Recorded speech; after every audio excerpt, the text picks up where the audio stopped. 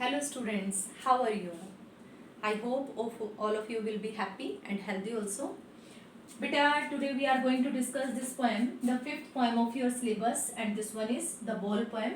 The poet of this poem is John Berryman. जो poet है वो कौन है बेटा? John Berryman.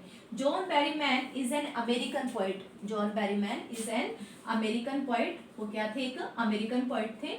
And he wrote a lot of poems and he became famous in 20th century mostly. 20th century में वो जो थे वो बहुत ज़्यादा फेमस हुए थे.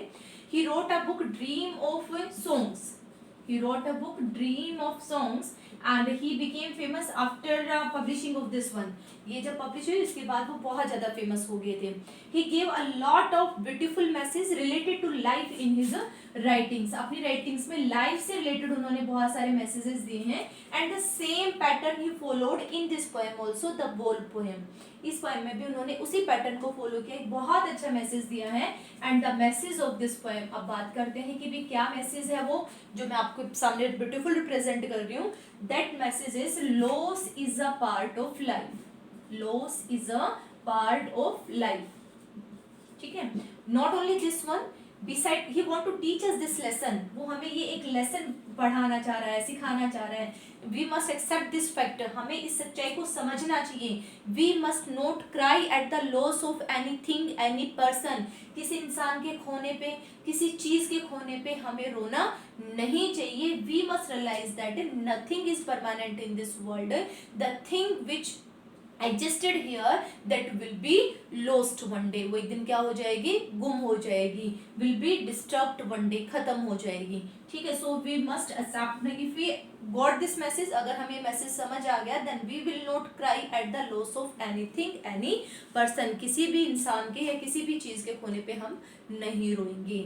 This is the message of this poem. ये यहाँ पे मैसेज है. And how did he give this message? He give this message with the help of a boy. एक लड़की का एग्जाम्पल उठा के उसने जो है मैसेज को दिया है. Let take overview of this poem. इस पोएम का एक छोटा सा ओवरव्यू लेते हैं. A boy who was playing with his ball and his ball lost. He was playing with his ball and his ball lost. And it's so clear that the boy who lost his ball, he was very sad. He was very depressed after losing his ball. Simple सी बात है कि वो बहुत ज़्यादा क्या हो जाता है? उदास हो जाता है अपनी बॉल को खोने के बाद. Then later when he was desperate, John Barry poet was observing that child. Even he can consolate that child. He can give him another ball, but he didn't do. लेकिन उसने ऐसा बिल्कुल नहीं किया. ना तो उसने सांत्वना दी, ना उसने उसे जो है वो चुप कराया. Because he want to teach him the lesson, this lesson. क्योंकि वो उसे ये लेसन जो है वो सिखाना चाहता था. तो कैसे उस प्रोसीजर को रिप्रेजेंट किया उसने, वो हम अभी रीडिंग करके करेंगे. चलिए. I hope you got the introduction. और इंट्रोडक्शन आपको आ गया होगा समझे. अब वर्ड टू वर्ड एक्सप्लेनेशन करते हैं. चलिए. सी बेटा. What is the boy now who has lost his ball? What is he to do? I saw it go merrily, bouncing down the street, and then merrily over. There it is in the water. What does the poet want to say? What is the boy? What is the boy do now? What is the boy do now? कि अब वो लड़का क्या करेगा? The boy who has lost his ball. ठीक है. Boy जिसने कि अपने बॉल को खो दिया है, अब वो क्या करेगा? Who has lost his ball. What is he to do? For giving stress he use the word 2 times. What है 2 बार उसने यूज किया है सिर्फ उस पे स्ट्रेस देने के लिए. वो कहते हैं what is he to do. क्या करेगा अब वो? I saw it go. I refers to poet. You must know बेटा all the pronouns used for whom. So I refers to poet. Poet says that I saw it go. It refers to ball. It refers to ball. You will write down in your book. It refers to ball. I refers to poet. Poet says that he saw that ball which go merrily, happily in a very happy manner. बड़ी खुशी उसे जो है मैंने bouncing करते हुए. Bouncing बेटा jumping करते हुए, मैंने इसे जंपिंग करते हुए गली में जाते हुए देखा, एंड देन मैरिली ओवर, और वहां जाके वो जो है वो खत्म हो गई, means that it disappeared, that go there it is in the water, वो वहां जाके एकदम से किस में पहुंच गई, धीरे धीरे करके वहां पे पानी में पहुंच गई, ठीक है। Where did the ball went, it went into the water, कहाँ चलेगी, पानी के अंदर चलेगी। Who has lost his ball, the boy lost his ball, ठीक है। वो कहता है भी लड़का जिसने अपने बॉल को खो दिया है वो क्या करेगा, मैंने उसे जाते हुए देखा, and the very stage thing which the poet use a merrily, you know merrily word used for ball, ये किसके लिए यूज किया, उसने बॉल के लिए यूज किया है। Ball can't be happy, ball कभी खुश हो सकती है, नहीं हो सकती ना, तो यहाँ पे उसने मेटाफर का यूज किया है बेटा, ठीक है, वो बड़ा सिंबॉलिकल मैनर में उसने यूज किया है। बॉल को उसने कहा है कि खुशी खुशी मैंने उसे कूदते हुए जाते देखा, और वो जाके हार्बर में चली गई, पानी में चली गई, ठीक है, मैंने पानी में जाते हुए से देखा। Now the main theme started from here, अब यहाँ से समझना, जो यहाँ से मेन उसका थीम स्टार्ट होता है। No use to say, oh, there are other balls. An ultimate shaking grief fixes the boy as he stands rigid, trembling down all his young days into the harbor where his ball went. No use to say, oh, there are other balls. No use to say to whom? Boy who has lost his ball. Point कहता है कि भी उस लड़के को ये कहने का कोई फायदा नहीं है, नो यूज नो प्रॉफिट, कोई फायदा नहीं है उस लड़के को ये कहने का, oh there are other balls, mean no need to be said I will give you another ball, there are a lot of balls in the world, बहुत सारी बॉल है, तुम्हें और कोई बॉल मिल जाएगी, उसे ये कहने का कोई भी फायदा नहीं है, ठीक है। क्यों नहीं है, वो बाद में मैसेज देगा, means he just indirectly want to say he will not say this thing, वो तो ये बिल्कुल नहीं कहेगा कि भाई और इससे कोई प्रॉफिट भी नहीं होने वाला है कि उस बच्चे को ये कहे कि no need to worry and no need to cry, I will give you another ball, और there are a lot of balls in the world, कोई फायदा नहीं है। क्यों नहीं है, उसका एक पर्टिकुलर रीजन ये भी है, because ball represent materialistic things, मैंने आपको स्टार्टिंग में कहा था बेटा बॉल किसको रिप्रेजेंट कर रही है, मेटेरियलिस्टिक थिंग को, the thing with whom you are having a lot of feelings attached, एक ऐसी चीज सपोज कीजिए जिसके साथ आपकी फीलिंग्स अटैच हैं, क्या उसके जैसी दूसरी बॉल आपको मिल जाएगी, पर उसकी जैसी फीलिंग्स तो नहीं मिलेगी ना आपको भाई, कोई मान लो एक गिफ्ट ही है, एक वॉच ही है, आपके फादर ने आपको गिफ्ट दी, ठीक है, बर्थडे पे, and you lose that one, आपकी वो गुम हो गई, सो letter another person gave you another watch, then that watch is also having same feelings, no ना, कि नहीं होती ना वो feelings, तो वही बात यहाँ पे है कि उसको ये कहने का बिल्कुल भी फायदा नहीं कि और सारी balls है, because with that ball his feelings are attached, क्योंकि उस ball के साथ उसकी feelings क्या है, attach हैं, ठीक है। And ultimate shaking grief fixes the boy, एक अजीब तरह के दुख ने, grief होता है बेटा पेन, क्या होता है, पेन, ठीक है, यहाँ पे आपका मैं नंबर डाल देती हूँ, नंबर 1 और ग्रीफ, और इसका मीनिंग है पेन, ठीक है। Ultimate shaking grief fixes the boy, fixes that grasps, पकड़ लिया, एक अजीब तरह के दुख ने उस लड़के को पकड़ लिया, he stands rigid, rigid no movement, जिसमें कोई मूवमेंट नहीं हो रही, बिल्कुल स्टिफ खड़ा है, रिजिड को स्टिफ बोलते हैं बेटा, तो सेकंड वर्ड का मीनिंग क्या है, stiff, you will write down meaning also, ठीक है, स्टिफ, बिल्कुल स्टिफ हो गया है, सख्त हो गया है। ट्रैम्बलिंग, ट्रैम्बलिंग होता है बेटा शिवरिंग, ट्रैम्बलिंग क्या होता है, shivering, you will write down the meaning, ये भी मीनिंग आप लिख लेंगे, शिवरिंग, वो क्या कर रहा है, कांप रहा है पूरा। And all his young days into the harbour, he is remembering his young days when he played with that ball on the harbour, जब उस बॉल के साथ वहां पे हार्बर पे खेला करता था, नियर दैट वाटर पॉइंट, उस वाटर पॉइंट के पास में खेला करता था, उन सारे यंग डेज को, चाइल्डहुड डेज को वो क्या कर रहा है, याद कर रहा है। वेयर हिज बॉल वेंट, जहाँ पे कि अब उसकी बॉल चली गई है वहीं पे वो कभी खेला करता था, and is remembering all the memories which are attached with that ball, जो उस बॉल के साथ उसकी यादें जुड़ी हुई हैं, उन यादों को क्या कर रहा है, वो याद कर रहा है, एंड इज वेरी डेस्परेट, वो बहुत ज्यादा क्या है, सैड है। कोई भी अपने नियर डियर वन को अगर खो देता है, किसी भी अपनी बहुत अच्छी चीज को खो देता है, तो ऑटोमेटिकली उसे दुख तो होता ही है। The same grief fixes the boy, उसी दुख ने जो उस लड़के को भी पकड़ लिया है। सो सिंपल, देखो फर्स्ट स्टैंजा में उसने क्या कहा, the boy lost his ball, where his ball went, his ball went in the water, ठीक है, पानी में चली गई.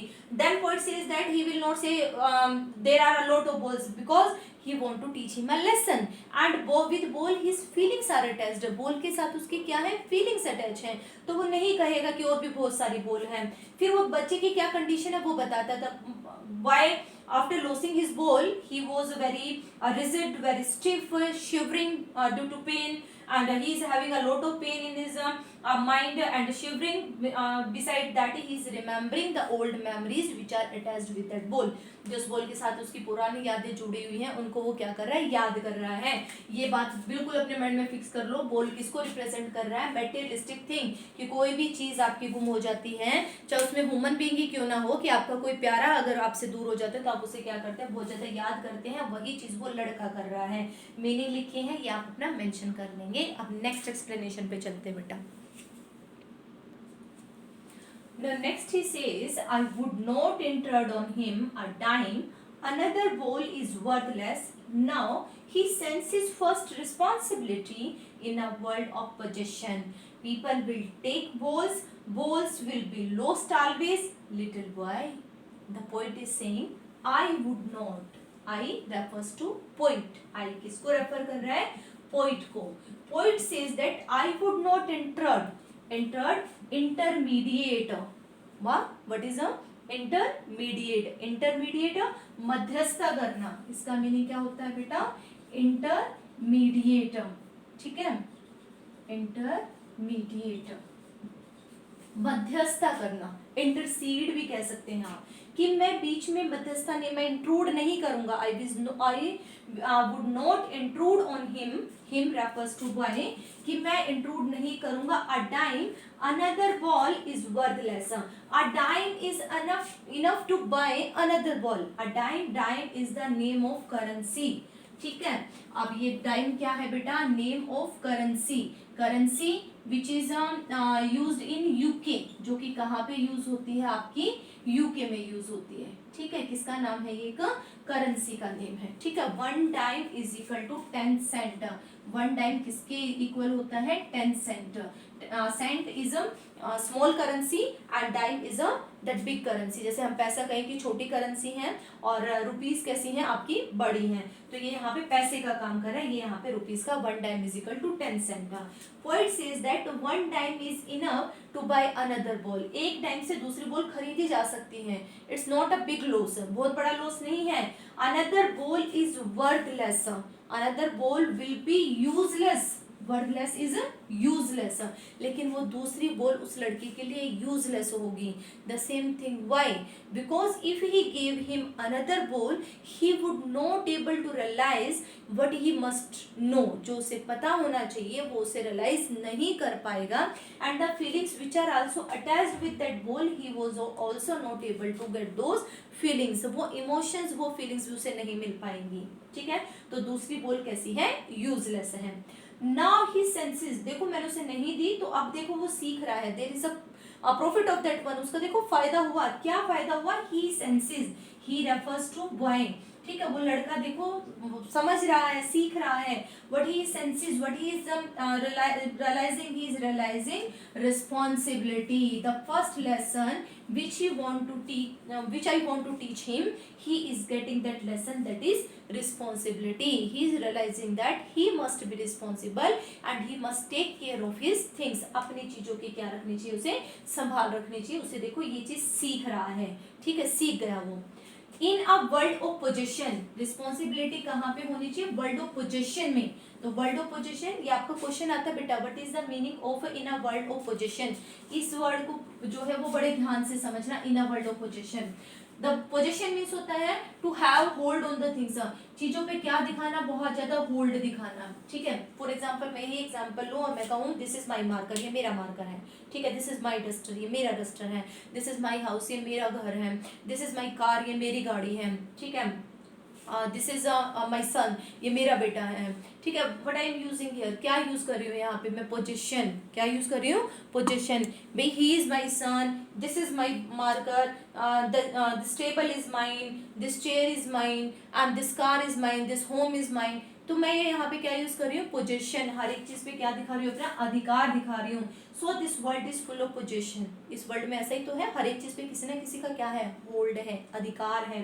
पीपल विल टेक बोल्स, लोग ऐसे तो करते हैं, चीजों को खरीदते हैं, मैंने वही कहा, बोल रिप्रेजेंट मेटेरियलिस्टिक थिंग्स, चीजें लेंगे, खरीदेंगे, गाड़ी खरीदेंगे, घर खरीदेंगे, कपड़े खरीदेंगे, और भी उनकी जो रिक्वायरमेंट वाली चीजें, सारी चीजें खरीदेंगे। तो लोग जो है वो बोल लेंगे, बोल विल बी लॉस्ट ऑलवेज, और फिर वो बोल क्या हो जाएंगी, गुम हो जाएंगी। क्योंकि परमानेंट तो इस वर्ल्ड में कुछ है नहीं, तो ऐसा तो नहीं आज गाड़ी ली वो आपको 1000 साल बाद भी मिलेगी, एक दिन उस चीज को क्या होना पड़ेगा, खत्म होना पड़ेगा, गुम होना पड़ेगा। So he is realise this thing, उसे रियलाइज हो गया, वी मस्ट बी रिस्पॉन्सिबल, हमें क्या होना चाहिए, रिस्पॉन्सिबल भी होना चाहिए। He also realise this world is full of a materialistic things and in this world of possession he must take responsibility of his own things, अपनी चीजों की खुद रिस्पॉन्सिबिलिटी उसे रखनी पड़ेगी, उसे ये चीज रियलाइज हो गई।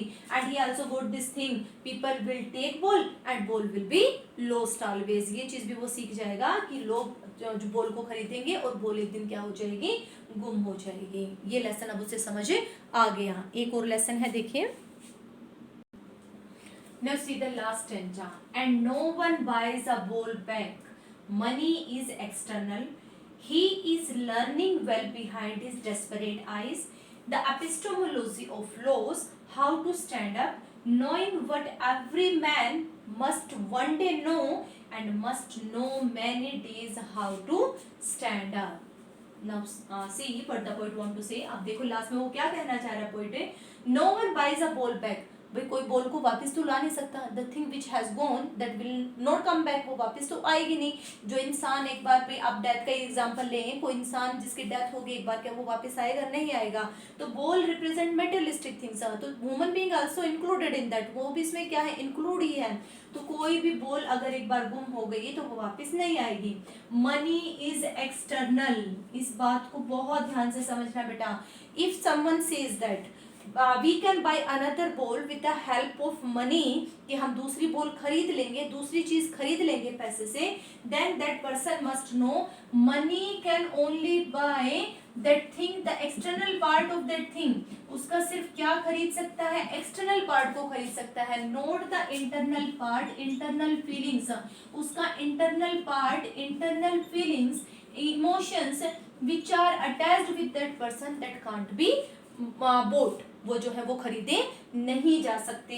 भी पैसे से, अब मैंने आपको एग्जांपल दिया था जैसे गिफ्ट वाला ही, कि आपके फादर ने आपको वॉच गिफ्ट की और वॉच आपकी जो है वो गुम हो गई, then another person gave you another watch, then suppose your mother gave you watch, then don't cry, I will give you watch, चलो रो मत, मैं देती हूँ watch, then also तब you will have the same feelings with that watch, no ना, नहीं होगी। आपको रियलाइज, आप बार बार यही याद करोगे, देखो मेरे 10th बर्थडे पे, मेरे 15th बर्थडे पे मेरे पापा ने मुझे दी थी, या मेरे किसी बहुत अच्छे बेस्ट फ्रेंड ने मुझे ये गिफ्ट दिया था। So you will, if you are getting another ball, you are getting another thing, but that nothing is only can give you external touch, only the material, but can't feelings, emotions नहीं दे सकती। He is learning, अब ये दूसरा lesson देखो, वो सीख रहा है। First lesson he learn, that is responsibility, हमने जो पहले पैराग्राफ में किया था बेटा, पहले स्टैंजा में डिस्कस किया था। ही लर्न रिस्पॉन्सिबिलिटी, क्या सीख गया, रिस्पॉन्सिबिलिटी सीख गया। ये तो पता लगी, ही मस्ट बी रिस्पॉन्सिबल, उसे क्या होना चाहिए, रिस्पॉन्सिबल होना चाहिए। अब यहाँ से वो क्या सीख रहा है, देखो, he is learning well behind his desperate eyes this thing, money is external, वो अपनी सेड आईज से, डेस्परेट क्या होता है, होपलेस, डिप्रेस्ड, सॉरी डेस्परेट क्या होता है बेटा, होपलेस, डिप्रेस्ड और सैड, अपनी होपलेस आई से, he is not having hope that he will get back another thing, that ना बोल बैक, कि उसे वो बोल वापस मिलेगी, उसे कोई भी होप नहीं है। तो उन्हीं होपलेस आई से वो देखो सीख रहा है, what he is learning, epistemology of loss, ये बात समझ आ गई क्या, epistemology of loss, the meaning is given in your book also, knowledge of loss, epistemology क्या है, नॉलेज, इसका मीनिंग क्या है, knowledge, he is learning the knowledge of loss, ज्ञान, जो लॉस का ज्ञान है आप कह सकते हैं, वो सीख रहा है। Knowledge of loss means loss is also fact of life, reality of loss, इसको अनदर वर्ड में अगर कहें कि जो लॉस की सच्चाई है उसे जान रहा है, लॉस का जो ज्ञान है उसे जान रहा है, विजडम ऑफ लॉस, लॉस की जो वो ज्ञान है उसे वो समझ रहा है, उसे देखो ये चीज भी वो सीख गया, ये भी सीख गया। मनी, ये तो उसने चलो उसे सजेशन दिया कि मनी तो एक्सटर्नल है, आप वो ये चीज भी सीख गया that loss is a part of life, की लॉस हमारी लाइफ का क्या है, पार्ट है। फर्स्ट ही सेंसेस रिस्पॉन्सिबिलिटी, पहले उसने क्या सीखी, रिस्पॉन्सिबिलिटी, अब उसने क्या सीख लिया, loss is a part of life. If you learn this one, how to stand up, ये भी सीख गया, ही बिकेम कॉन्फिडेंट, ठीक है, कॉन्फिडेंट भी बन गया, बोल्ड भी हो गया, ठीक है, वो रियलाइज भी हो गया कि हाँ मुझे दोबारा उठना है, दोबारा फिर से कोशिश करनी है, भाई एक चीज गुम होगी कोई बात नहीं, मैं दूसरी मेरी जिंदगी में चीज आएगी, मैं उससे जो इंजॉय करूंगा, I will not loss my life, मैं अपनी जिंदगी थोड़ी खो दूंगा एक चीज के लिए। तो he realised how to stand up, वो खड़ा होना सीख रहा है। Knowing what every man must one day know, वो चीज सीख रहा है जो हर एक आदमी को एक दिन सीखनी पड़ेगी और सीखनी चाहिए। That the human being can survive in the world, तभी वो इंसान इस वर्ल्ड में क्या कर सकता है, सर्वाइव कर सकता है। He is learning and must know many days how to stand up, और भी धीरे धीरे वो ये भी रियलाइज हो जाएगा, उन्हें ये भी पता होना चाहिए कि ये तो होगा ही होगा, knowing but every man must know, क्या loss is a part of life, but second thing he must realize that after losing the thing how to stand up, चीज गुम भी हो जाए तो उसके बाद कैसे हम खड़े हुए, कैसे अपनी जिंदगी को दोबारा से शुरू करें, वो चीज भी हर एक आदमी को जो है वो सीखनी चाहिए। Don't loss the life, don't be so hopeless, don't be so depressed at the time of loss of anything, at the after losing anything we must not be so hopeless, किसी भी चीज को खोने के बाद हमें बहुत ज्यादा होपलेस नहीं होना है। I hope you got the thing, उम्मीद करती हूँ आपको ये सारी बातें समझ आ गई होंगी बेटा।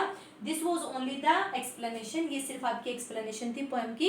इन the next video we will discuss main phrases and literary devices used in this poem, यहाँ कौन से लिटरेरी डिवाइस यूज हुए हैं और एक दो फ्रेजेस एक्सप्लेन भी आपके करने हैं, इंपॉर्टेंट फ्रेजेस हैं, इसको सुनिए, कहीं पे डाउट हो तो आप पूछ लेना, ठीक है।